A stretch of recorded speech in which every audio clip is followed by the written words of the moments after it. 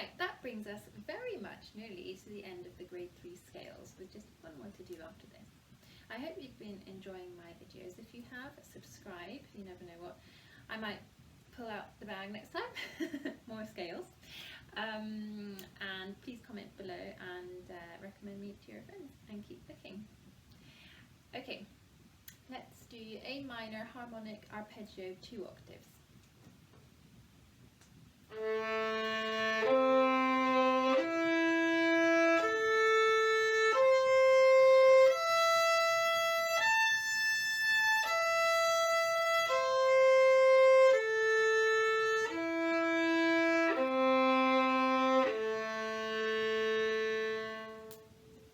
Great.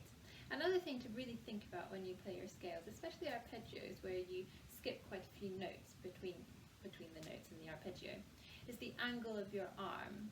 So make sure that the angle of your arm is correct depending on which string you're playing on. So on the G string, we really need to lift it quite high to reach those notes.